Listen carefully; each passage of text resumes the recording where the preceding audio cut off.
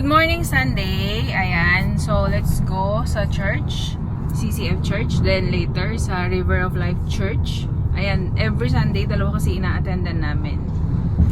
Both Christians. Yes, both Christians. Both Christian Sobrang church. laking tulong sa amin bilang mag-asawa.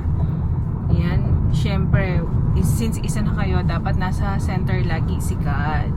Lalo na sa marriage nyo, put God at the center of your marriage. So ayan, we're heading to church.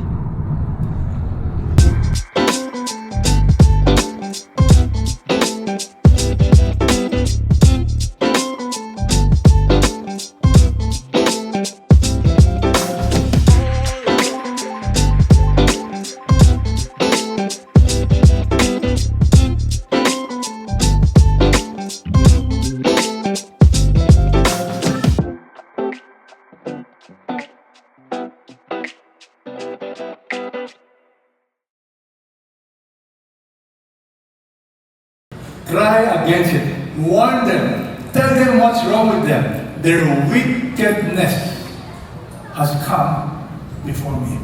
God sees the sinfulness of people. And God is saying, you warn them. So I want you to know, God is not lying.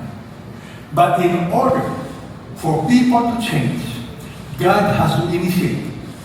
But, so I want you to know today, as God has a mission for Jonah, God has a mission for what?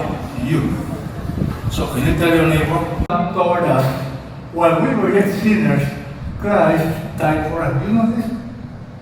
God's compassion is proactive. It's action. He demonstrates His love toward us.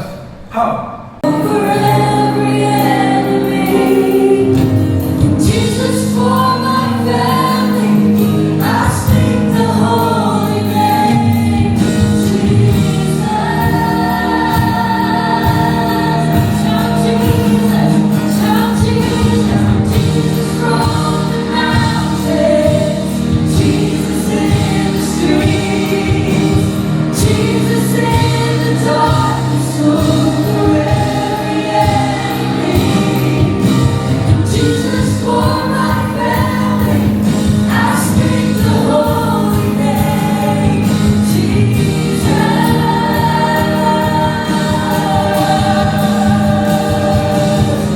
Shout Jesus from the mountains, Jesus in the streets, Jesus in the darkness over every enemy, Jesus for my family, I speak the holy name, Jesus.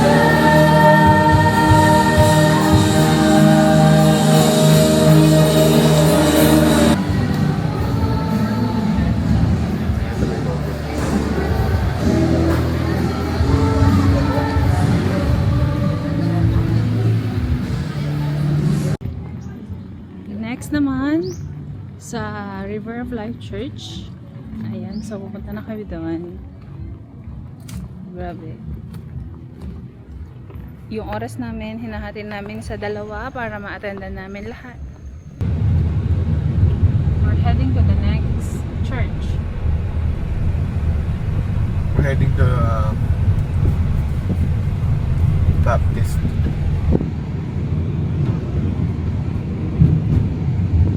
River of Life. River of Life Baptist Church. So lahat sila is Christian. Lahat ng mga ina-attendan namin every Sunday is a Christian Christian Church. church.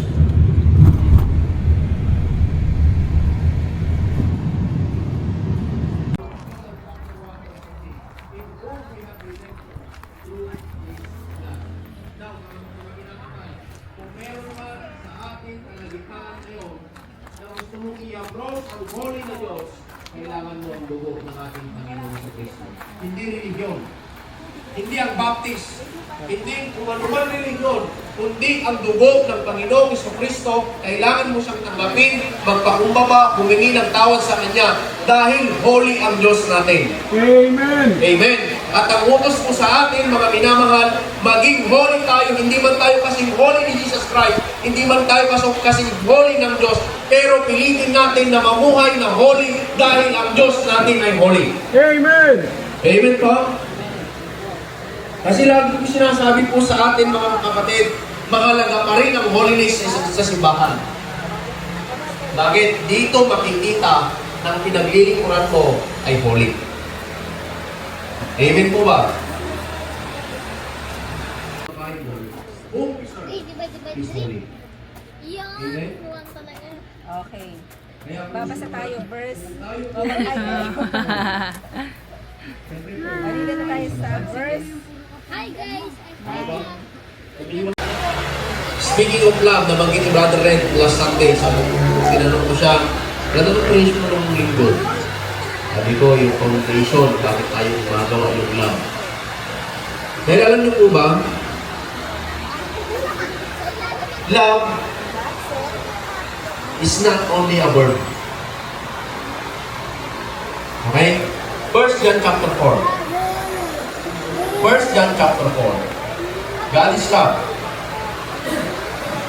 1 John chapter 4. Verse 8. Ito po, paborito po natin. Ayan, so tapos na namin sa church. And yes, God bless us. Thank you Lord sa mga blessings. Sa panibagong araw, ngayong linggo, nagkasama-sama kayo ulit. Sa River of Life Baptist Church. Right now, nag-lunch muna kami dito kami sa Pacific Mall. Maglalunch kasi malapit lang dito yung River of Life Baptist Church namin. Kukunin namin yung expander sa car wash. So soli lang niya kaninang umaga. So mamaya, so turn over na kami yung nirent na Mirage. So yun, then after that